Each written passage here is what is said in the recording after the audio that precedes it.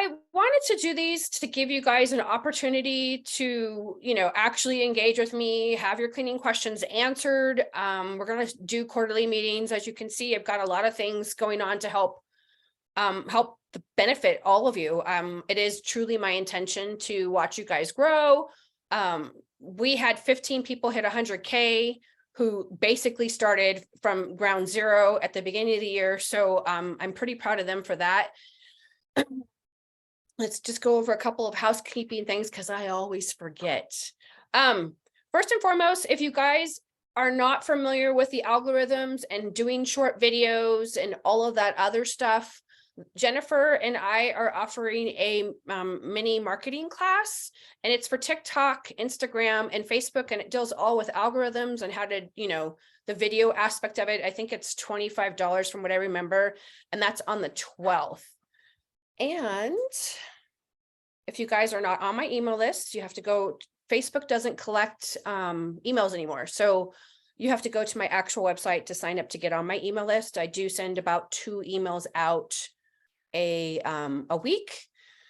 I try not to inundate you guys with emails because I know what it's like to get emails every single day from the same person. You're like, why is this person emailing me so many times? So I think we're just going to keep adding people on as we go. Does anyone want to start off and ask me a question? I'm more than happy to answer. Come on, don't be shy. It looks like Melissa is still connecting to audio. Ladies, did you have any questions? We have a question. So we recently just started, and we mainly stick to the Airbnbs and commercial properties at the moment. And we're looking to add some more clients to our calendar, but we're not sure how to do that. Right now, we're working with a company that manages about 51 Airbnbs, but we're looking to expand and hopefully hire at least 1 or 2 more cleaners by the end of the year. But we're kind of stuck, like stagnant right now. We're not sure how to do that. So are you the only vendor that is providing service to the 51 properties? No. Okay, so they We have have several people 12. who are doing it. Yeah. You have 12. Mm-hmm. And how often are they doing turns? 1 time, 2 time? We're pretty busy throughout the week. Some of our houses will end up cleaning them 3 times in 1 week. So it's consistent. Oh, wow. Yeah, it's very consistent. Okay.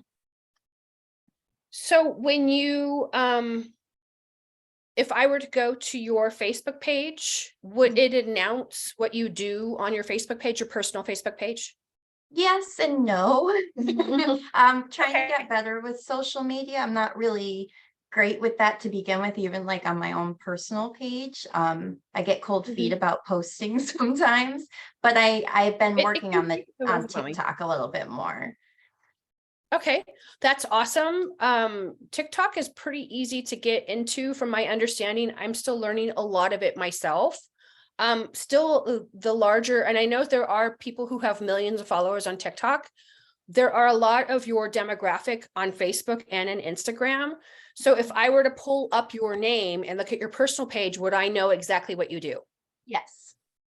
Yes, it says it right on your Facebook page. Like when you go to my personal Facebook page, it says right what I do. Yeah. Yes, on mine it does. It says that I'm owner operator of Home Proud Cleaning, and then we posted about the Airbnbs and whatnot a few times. So, but should I add that to my bio?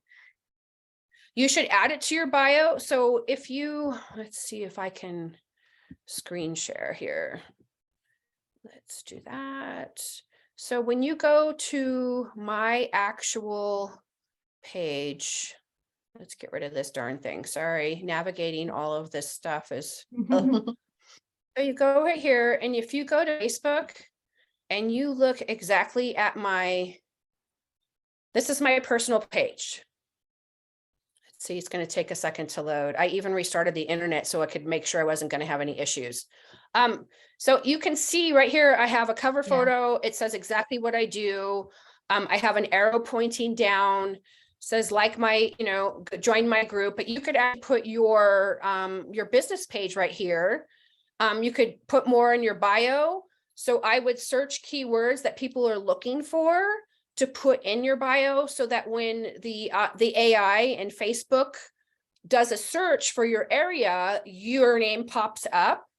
Okay. And you can kind of see a little bit. It says cleaning business strategist, went to Redondo Union High, got such a long time ago. And then you can see that my websites are listed here.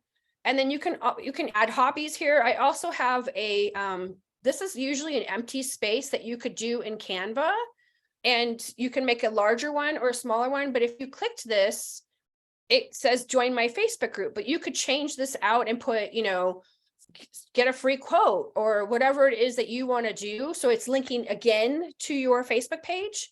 And then do you have a LinkedIn profile? Yes. I'm not really sure how to use it, but I did set one up. LinkedIn used to be the end all be all if you were looking for a job and you were in the business world.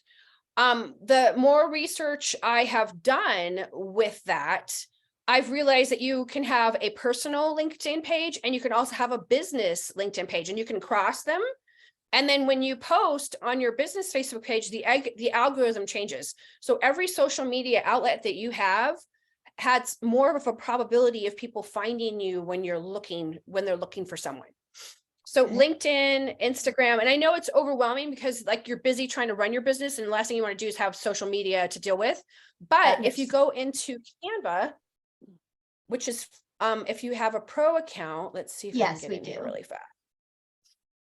So when you go to Canva, I was trying to show this to the class the other day, and it popped right up, of course, after I was trying to show you guys. I was like, oh, there it was. So if you, I'm just waiting for it to load. There's a content planner right here. See that? So you click it and you can use it to pre-post all of your posts. So when you come down and you're starting to schedule, and this is free, it comes with the pro version right here. And you just link in your accounts. It says schedule Instagram, connect social accounts, add an event, design a World Cancer Day. I mean, there's all kinds of things that are trending that are automatically in here. And then once you get your digital calendar system, I usually spend, I want to say 2 hours a month pre-scheduling all of my posts, and you constantly have to post. So once you get it on automation, it'll post it for you and you don't have to think about it until you get a response back, but you have to have it be engaging. That's why I offered the promotion marketing class that's twice a month. So that you can, at the end, if you stick with it the whole year, you'll have 24 PNGs that you can use for promotions that you want to offer. All you have to do is change your contact information in it. And Jamie actually is in this group here, and she's had a lot of success. And I think she's closed 2 weekly clients with it. So that is something to consider. But Canva is a great tool. I just pay for the pro account because I spend more time trying to look for free. I'm like, oh, I like this pro one. And then you're like, well, you're spending more time trying to figure that. So LinkedIn, make a profile, make a business page in LinkedIn and link it up. I talked a lot about this a week ago or so, and Puebler, Puebler is here. Let's see if it'll load it. It's actually a calendar, Puebler.io, they changed it. It's not, I don't see a login, but anyway, Puebler is a application-based digital calendar system. And I bought it off AppSumo. I don't know if you've checked that out. AppSumo is for entrepreneurs. So they usually will have beta testing or hugely discounted software that will help you run your business.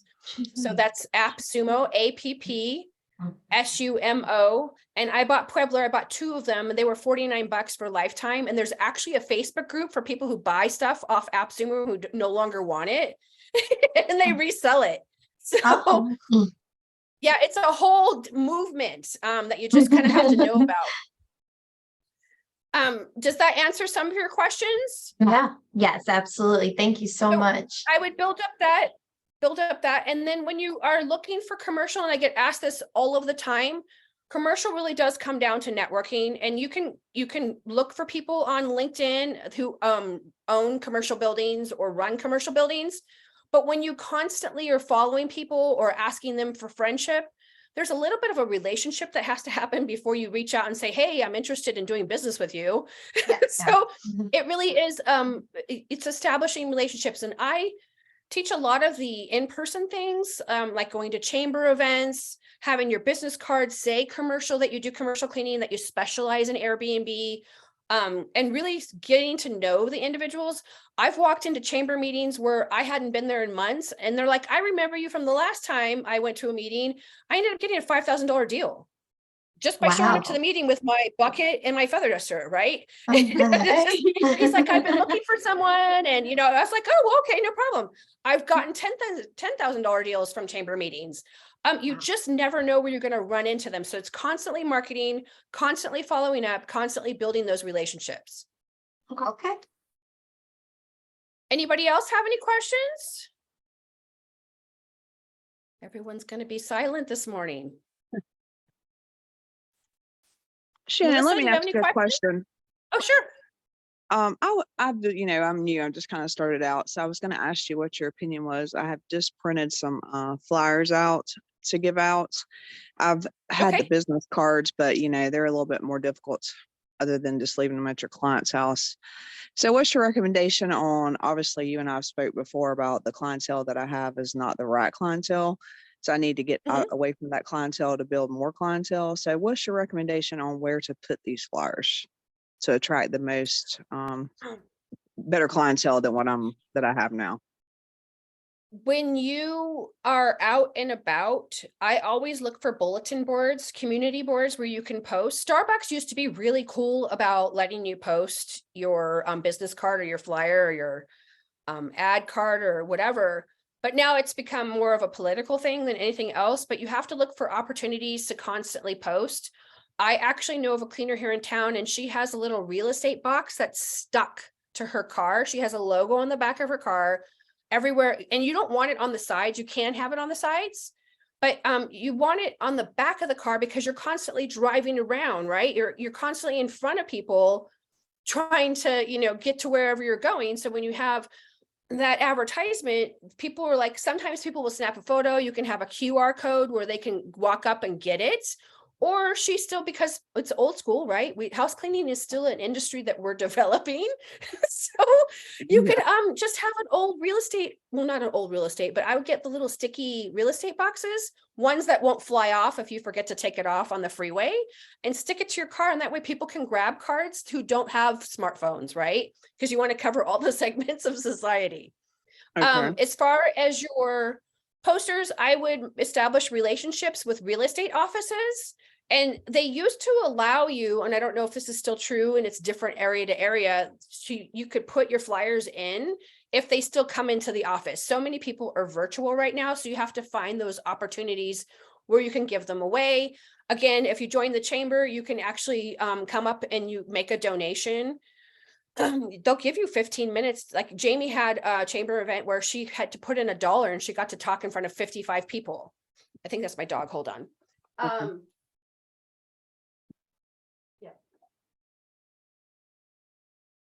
Yeah, sorry, he's 18. He had a massive seizure yesterday. So I didn't think he was going to make it. I was like, it was very traumatizing yesterday.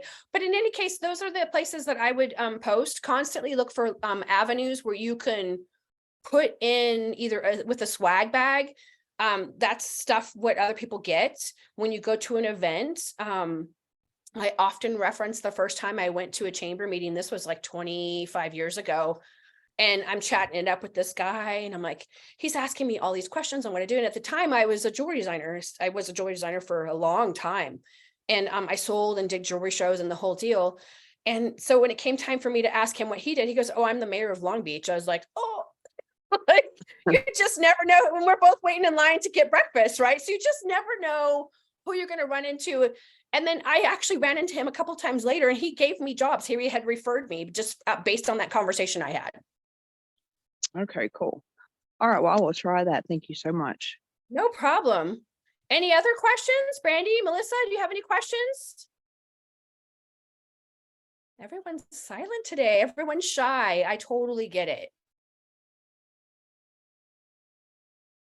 Alexandria, do you have any questions?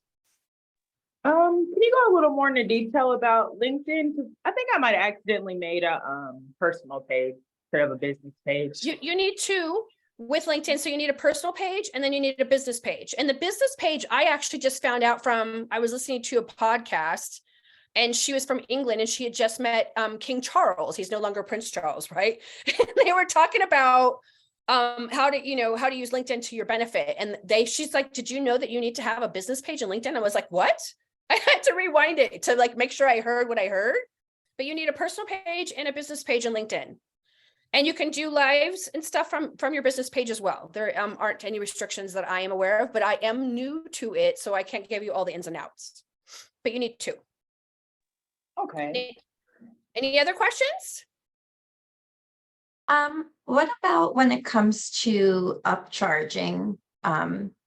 So like we said, we do a lot of Airbnbs and sometimes they're destroyed and there's like, it's just, they get really bad feces, stuff like that we have to clean up. And we were told when we met with this company that those things we get paid more for, like excessive animal hair, things that we normally wouldn't be cleaning. But we've done everything you could think of and we've never been compensated. So how do we line item it on your invoice? Are you doing that? Yes, and when we did that, they wouldn't approve it and they didn't pay us for it. I'd be like, I'm sorry, I can't move forward until you pay your full bill. You have to, it's really hard and I mention this a lot. We as women are groomed to please in society. Yes. That is our role. We are nurturers, we are caregivers. So when it comes to conflict, everyone kind of like goes and steps over because nobody wants to have the conflict. Exactly. It's being in the cleaning industry has made and I hate to say this word, has made my balls really big. So and it's the big ones. And I mean that metaphorically, obviously, but people will overstep because of how everyone treats us. That's why I stand at the bottom of the triangle and I'm here to push you up. When I had my own 7-figure business, I was this big whale that went around and swam and I ate up everything that came in my path. That's why I'm doing what I'm doing now. I believe that this will change the industry the more I can influence you guys to charge what you're worth. So if you have your property management saying no, and you have pictures to document, then I would decide whether I wanted to continue my relationship with them or not. I would also start to look for other properties and I would start to advertise on my own so that you could release yourself from this obligation. Property managements are the worst. I will not do business. And I love real estate agents. I've had good and bad experiences with them, but I wouldn't clean for them. They're super cheap. They're not necessarily my demographic, but they are in the contact of my demographic, right? Because they're selling the person the $2 million home. The same deal with property management. I actually got in a tiff with a property management and I had a Yelp review that was up there for like 8 years. They finally pulled it down like last year. And they're known in our area for being awful. They will not pay for anything. They will not fix anything. And it just gets really old waiting 45 days to get paid, right? Yes.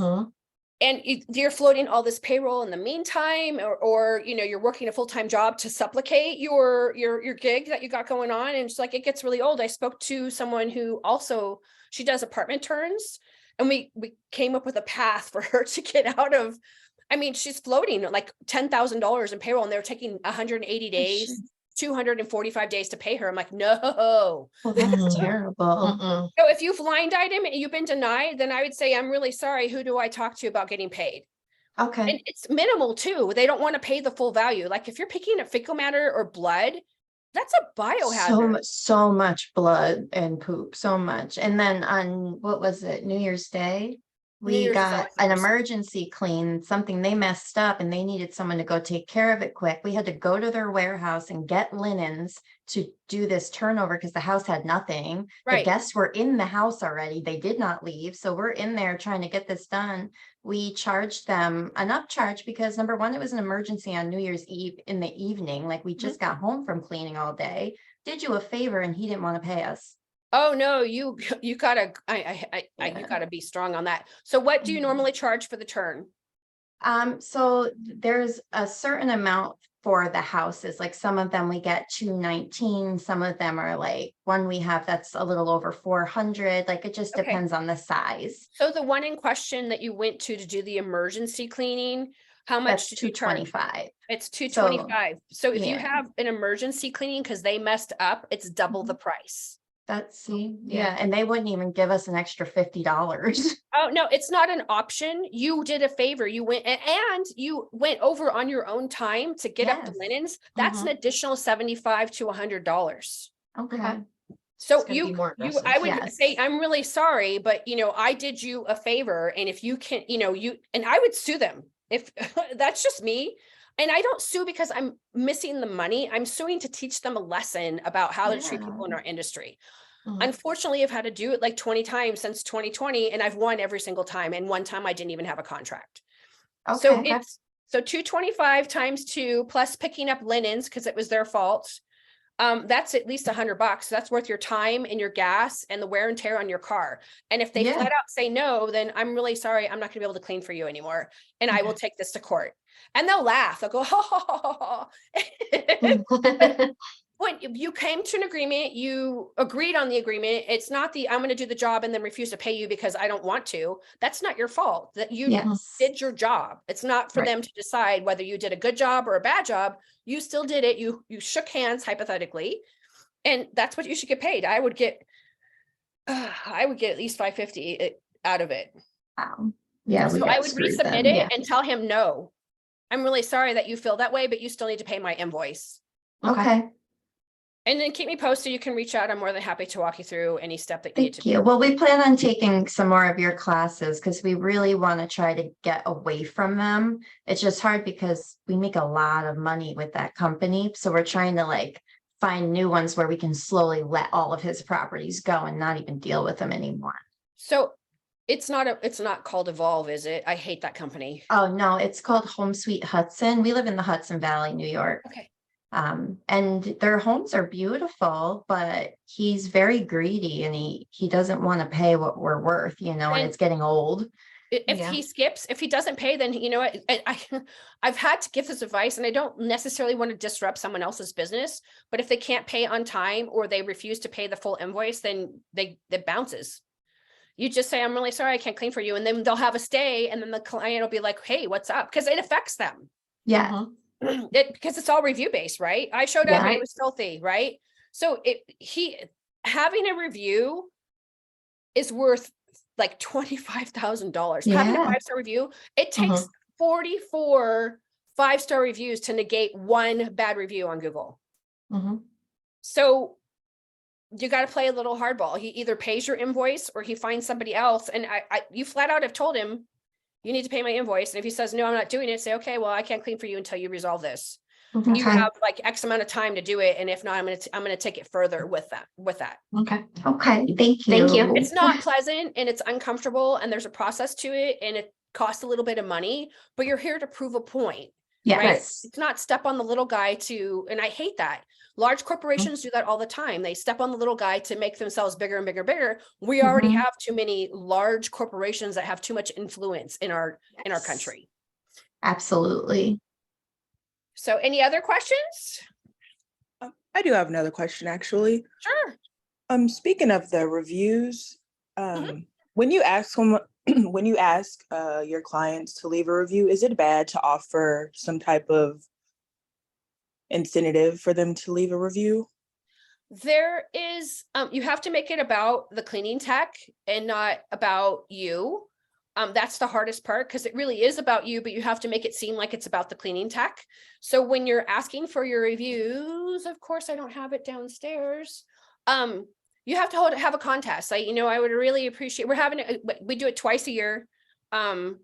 We're having a contest and, vote for give a 5-star review to your cleaning tech, and the person with the most reviews gets a flat screen TV. Then at the holiday season, on Black Friday, you go to Amazon now, you don't even have to show up at the store and click, and you can get a $200 TV, but the 5-star reviews, each one is worth 25 grand. And you want to ask for 5-star reviews. You don't just want to ask for a review.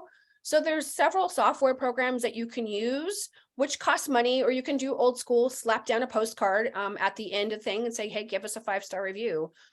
When I used to have a lot of commercial cleanings, I would ask them permission to leave my cards in a little card holder.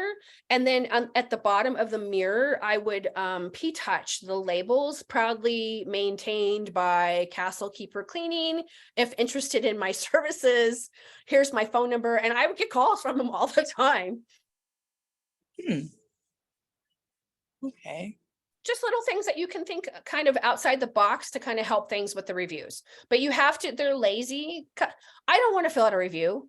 And I won't give a negative review. It takes a lot for me to give a negative review because I understand what it takes. I'll just shop with my dollars, right? Right. It's vindictive to a business to constantly go around and judging people, especially after COVID. Everybody's short-staffed, right? So I'm not going to punish somebody because they're still open for business. I want to go out to dinner and I want someone to wait on me. So I'll just shop with my dollars. I'll just go someplace else, right? Right. Any other questions? What about if you offer like a percentage off of your next cleaning, like 10% off of your next cleaning if you leave a... I won't offer any sort of incentive that way. In some cases, you could get the wrong individual and they'll be like, well, they pay for the reviews. So then it becomes a credibility issue, right? And the cleaning industry is such a trust-based industry. You don't want to dip your toe in the water on that one. Okay. Any other questions?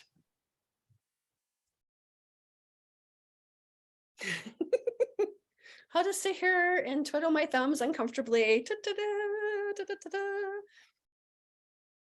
You guys can ask me any questions. Okay. Oh, it looks like maybe Brandy's going to ask a question.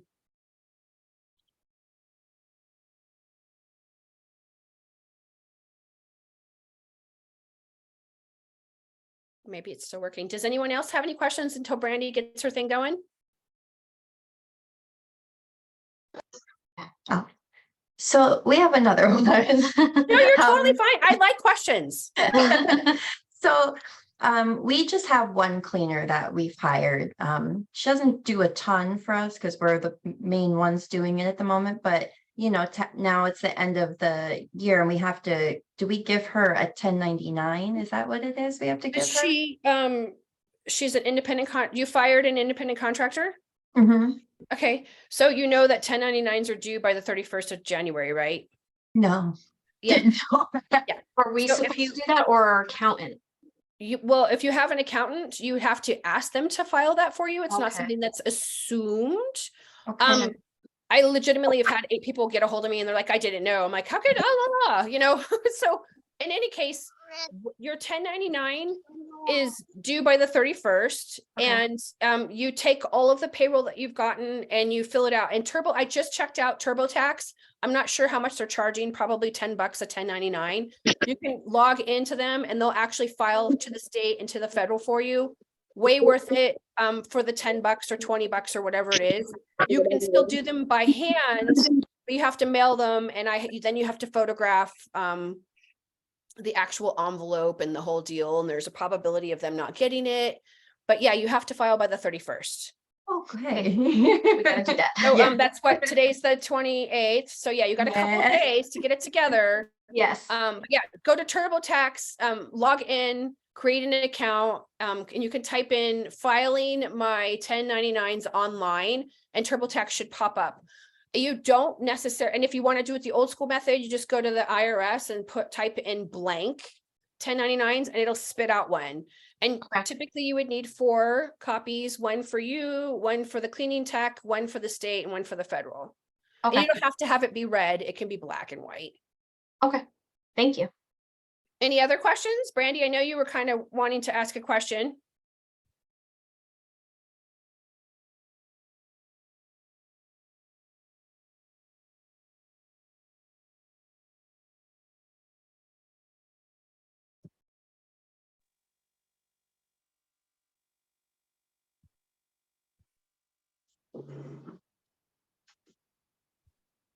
Brandy, did you have a question? What about you, Miss Nancy? Do you have a question? Well, I have a lot of questions. That's good. Ask Um, the questions. I'm here to answer. Well, I've been like reading a lot on the group, and me and my friend, we already filed to open the ALC and all that. Okay. So it's mostly paperwork right now.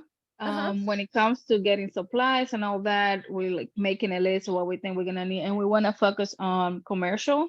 Okay. And like you said, is networking. So I've Mhm. been looking and seeing, like I even reach out like a Facebook group, like, hey, we have any networking? So I know we need to show our faces.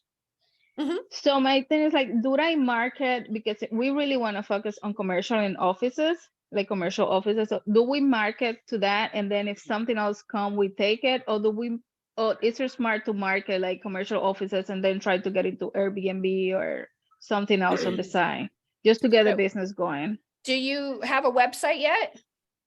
I have a friend that she works in marketing. She's helping me with the website, and she did our logo, Okay. but it's not like complete yet. If your friend ends up not going forward, April Kowalski inside the group does websites for dirt cheap, and it's like usually a 7-day turnaround. I forget what they are. I keep trying to get her to raise the rates. I want to say they're $450. So if you get your website up, and then you have to learn how to either do SEO yourself, but the more you post inside your website, like it all comes down to keywords with SEO. So there are keyword software programs that you can use. There's free ones and there's ones that charge. And you can type in commercial cleaning, and you can write articles based on those keywords. So like 27 keywords. So you would create an article based on the 27 keywords. So when those things come up and the AI is starting to look for you on your website, because your website is your brick and mortar online, right? Then you'll pop up. You can also pay for advertisement on Facebook is actually probably the cheapest form of advertisement. My web guy who does my Facebook ads, he charges, I get a discount because I've been using him for a while. I pay him $1,000 a month plus any leads. So it just depends. And he does my husband's SEO. So if it's in the budget and you want to use him, I'll get you his calendar and you can talk it over with him. But you need to have a website, and then you need to, like, your Facebook page needs to say that you do commercial cleaning. Your business Facebook page needs to say that you do commercial cleaning. All of those avenues need to say that you do it. On the back of your car, commercial cleaning. You don't want residential. A lot of people don't like it. There's a lot of details involved. Commercial usually is easier. But there's a give and take. Commercial usually happens on the weekends and at night, right? Yes, because we're planning to keep our 9 to 5 until we can, like, make some money and really depend on that. Yeah, there's several of you guys who have full-time jobs and work on the weekends. So I would definitely start to market, just mention it in all of your marketing materials and even online.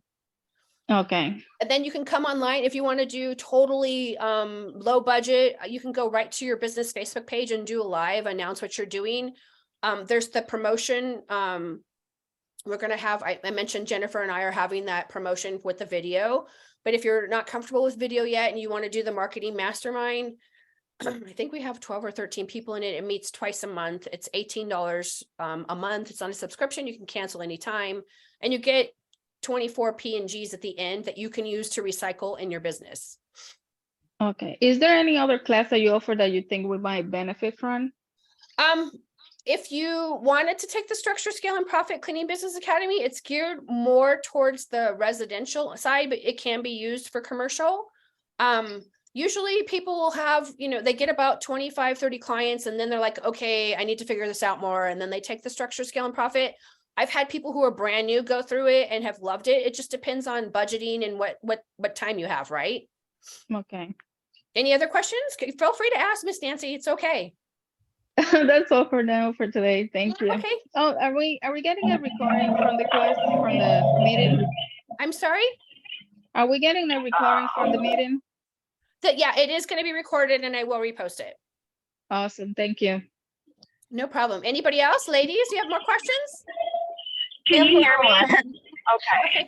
Hold on. Let's let Jamie has a question. Let's let her go really quick. Miss Jamie? No, can you hear me okay? I'm driving to a job. Sorry. Yes, I can hear you. Okay. So, in regards to our tax, I am still going through all of my FreshBooks, getting it updated for 2022 to turn over to the accountant. There are some things that I just cannot find like a receipt for.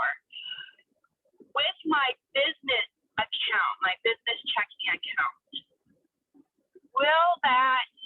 can't we just like look at, I don't know if this is cheating or not, but can't we just look it over and say, oh, okay, that's where this went, that money went, this money went over here. Do I actually have to have a physical copy of my receipt? Your bank statement in some situations can be considered a receipt. You want to have the paper trail with the government. Like I've mentioned, I've been audited like 17 times. So and it's an awful experience to go through. So I've learned to, dot my, I's and cross my T's. Technically they like to have the receipt, and it used to be, and it's just been recent that the government will now allow a digital copy of a receipt. For like forever, you had to keep all your receipts, and you're just like, there's like boxes and boxes, especially if you've been in business a long time, right? But if you go and it should be mentioned on your statement what it was for, and you can line item it in your QuickBooks or FreshBooks or whatever it is you're using, as long as you have paper to prove or some sort of digital footprint in case you're audited. Okay. Any other questions?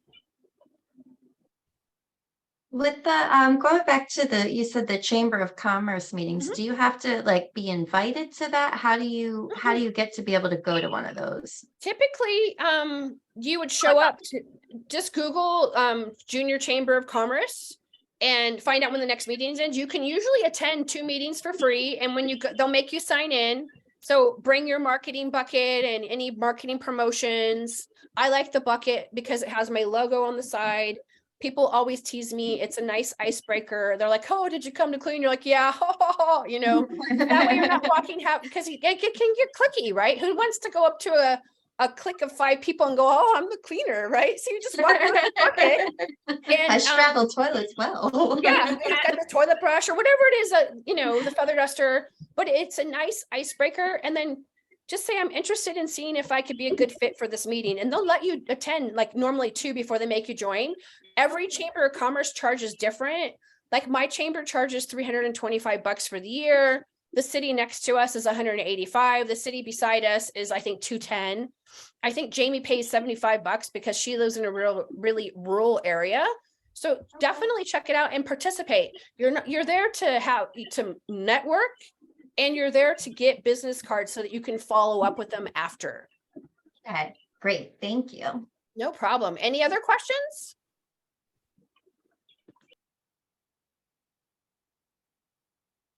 I can hear my kids upstairs. I hope that they're being quiet.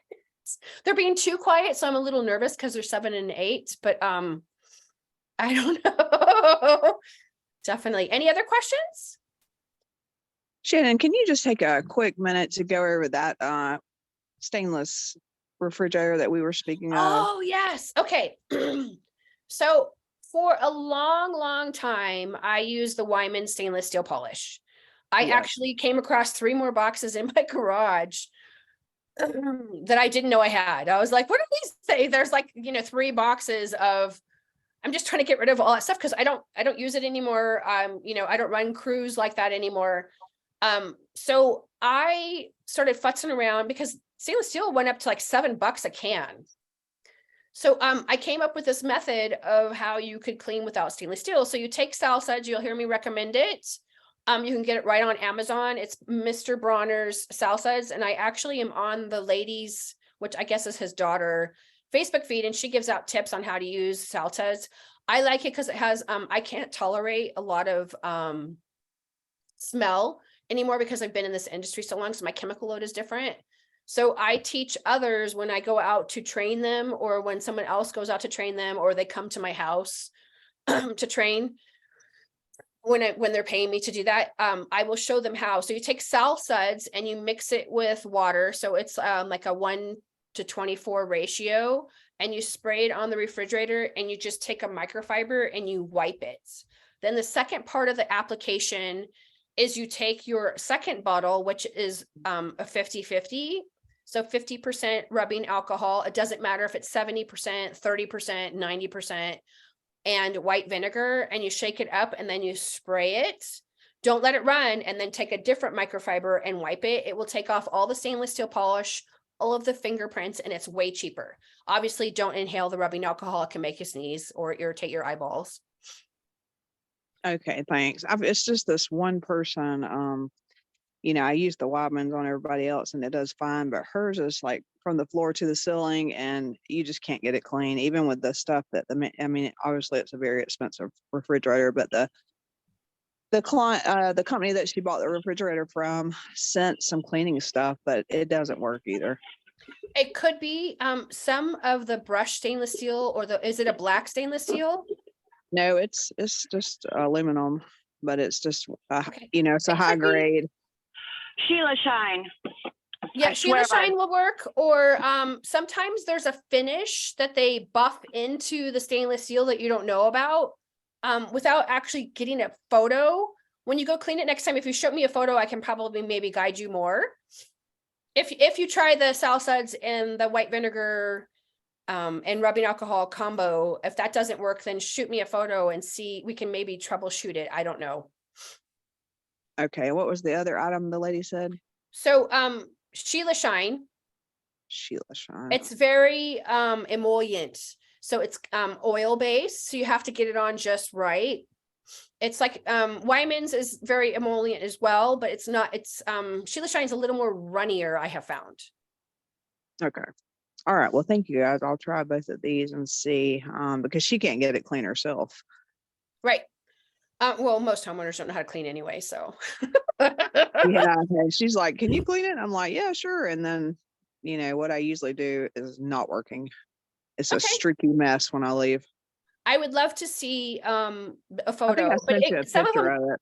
some of them won't come clean. It's just however they burnished the metal. Okay. Thank you so much. No problem. Ladies, did you have any more questions? Nope. Anybody else have any more questions? Oh, one more. What would you say is the difference? Because I haven't done any of it. They say send to bid on a project or a proposal. What's the difference between one another? Or is it about the same thing? When you're bidding on a project, you're putting together the proposal. They want it in some sort of formal semblance. Everybody's like, oh, I have a template. I don't have a template. I just use a basic letter format. It says, you know, the date, the name and the address, the property, you know, regarding RE 2 dots regarding their property. And I always say, you know, thanks for allowing me to view your property. It was good to connect. Based on the information you've given me, I think that it's going to cost this, right? And then you sign it, say, I'll reach back out in 7 days to see where you guys are on the bidding process. And I would just continue to follow up until they tell you no. Some of the bigger projects take months to go through, especially government contracts. So you just have, it's the follow-up. The person who follows up the most usually ends up getting it. Government contracts are the cheapest bid. They're required by law to take the cheapest bid no matter what. So that's always an interesting dynamic. I don't appreciate that at all from the government, but I don't run the government. So does that make sense, Nancy? Yes. Now that you mentioned government contract, I took the other day the class for to be certified as a minority in business or woman business certification. And it's really that necessary and worth it? Like, does that open any doors? Okay, so you took what? I didn't quite get all that. You clicked out. The women or a small business certification. I've been doing this over a decade, and people ask me all the time, do I need to be certified for anything? And you don't. The only certification that I ever got was for LEED certification. It was a $400 certification. And basically it meant that me and my crew were certified in certain elements of keeping that standard of chemicals. So an LEED certification is you have a Prescott College, you guys could look it up, is an environmentally friendly, there's 1, 2, 3, there's 8 buildings, and it's environmentally friendly. So it's all based on solar, wind, and water. So you can't throw certain chemicals down the drain because you could hurt the environment. So that it becomes this whole dynamic of LEED certification. When I spoke to them last, some of them had blown their certification, so they have to actually pass inspection. As far as the women in business thing, getting as much education as you possibly can from different resources is super important. I always tell everybody I spend 10 grand a year educating and learning new things so that I can teach you guys. So that does have a benefit. You might, if you pick up a couple of golden nuggets from it, by all means, it's awesome, right? Because it paid for itself. If you didn't pick up anything from it and you already knew, which sometimes happens to me, I take a course and I'm like, I already knew all this. So I was lured in by the pitch, right? I'm like, oh, I don't know this, right? And then when I get there, I'm like, I know all of this. So I'm not familiar with the program that you went through, but I'm hoping that it benefited you to some extent. Did it like talk about the back end of your business, or did it just talk about women in general for business? No, it sounds like that maybe the city itself might have like some programs that we can participate if we are certified. I would be really leery about any government entity handing you money. There's always a cost. I'm very much for being an independent entity and not having to jump through all of these hoops to get a bonus because they felt that I deserved it. When I first started cleaning, I actually was an independent. I didn't know what I was doing. One hand didn't know from the other. I just knew that I wanted business, so I hit the ground running every single day. Right? I worked all the time because I was like, oh my God. And then when I started to realize that I wasn't really making the money I wanted to make, that's when I was like, okay, I had to figure out the flat rate process, right? That's why I sell the pricing blueprint masterclass. And I've kept the price low because I want you guys to all charge what should be charged so that you can make money, right? The whole point is for you to create a legacy that you can sell or give to your children. So it's building up that thing. But when you get government contracts, there are a couple cleaning businesses that just specialize in that, but it's a long game. Nobody has the time to wait for the government to decide whether you get it or not. You'll starve to death. It's just, I would take the immediate, it's easier to take the immediate gratis than it is to go for the longer game. But if you're in for the longer game, by all means, do it. Definitely. That's another thing that I'm having issues finding pricing in my area, because I reached out to a few companies and, just try to get a quote to see where we are, at least get an average price, but they all want to come and see the space, measure the space. And I understand where they're coming from, but it's like, how am I going to know? Well, it's funny. I've been doing this so long because people ask me, first of all, you don't want to go to a job to give it a bid. Especially for one-time cleaning, you just don't want to do it. It's a waste of your resources. I bid everything over the phone, and 9 times out of 10, everything is sight unseen. Unless your name is Mary and you're 87 and you don't drive anymore, I'm happy to go over there. But then it ends up being a conversation and it throws me back 3 hours because it's 45 minutes there. It's an hour chatting away, 45 minutes back. It's just not worth my time. And then on top of it, Mary's probably going to get 30 other bids, right? Because it's all budgeting. So that's the pricing. The national average right now is, I want to say it's close to $60 an hour per person. For us, with the exception of California and New York, I know I spoke to someone who is getting $120 per person on average, but it's bid a flat rate price. There's a process to it. And I teach you guys how to do that in the pricing blueprint masterclass. Does that make sense, Nancy? Yes, I'll definitely take the class and see how it works. Yeah, it's 34-minute video. You can watch it as many times as you want. I can shoot you the link after this. Okay, that would be great. Did you want to pop on? Sorry. I don't know if April Kowalski wanted to come on, but I don't know if she's going to be able to make it or not. She's in New Jersey. New Jersey. Any other questions? Nope, I've answered all of the questions. We have a whole 6 minutes left. Are you sure? I have another one. Sure. With other small cleaning companies, do you gain anything from trying to kind of collaborate with them? So I had a friend say that maybe that's something I should look into. With the larger projects, I always recommend that you know who your competition is, especially with the employee shortages. I've guided several companies to actually partner with on the job. So say you land a $6,500 post-construction cleaning and it's just me, myself, and I. So you got to be able to hire in. So I would hit those guys up first, say, hey, are you free to help me out on this job? I'll, give you this cut. People obviously who are insured, you don't want to have someone who's not insured on a job and then have something go wrong. That could be awful. Oh, I saw someone in the background, ladies. I'm surprised my littles haven't come down and said, what's going on? But yeah, you can collaborate on the larger jobs. You obviously need to be present. I would not trust another cleaning company to be on the job if they weren't vetted by you, definitely. So yeah, it could be something that you kind of look into. Any other questions? I do have another one also. Sure. With right now, COVID is starting to come back really bad. And I want to say maybe last year I had seen this little Lysol electrostat, I think, machine.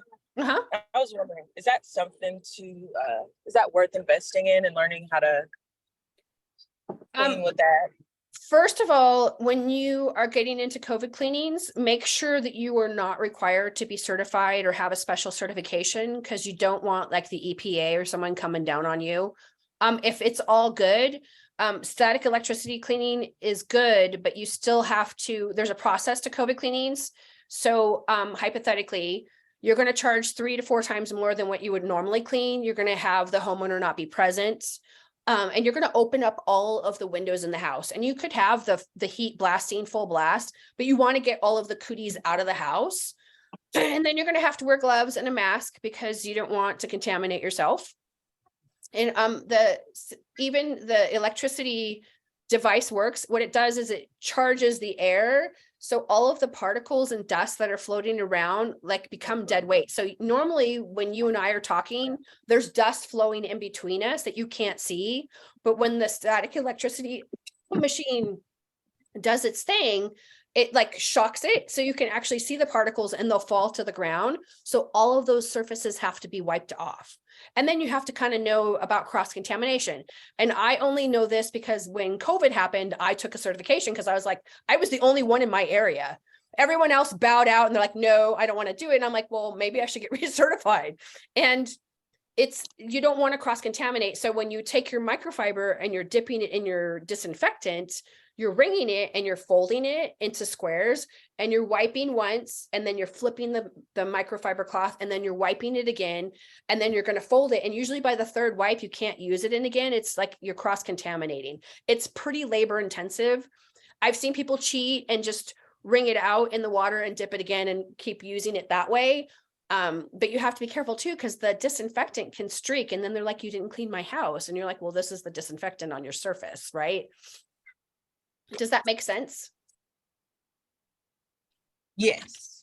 All right. Yeah. And yeah, COVID cleans are usually 3 to 4 times the normal rate of cleaning. So if it's $1,000, you would get a $3,000 cleaning.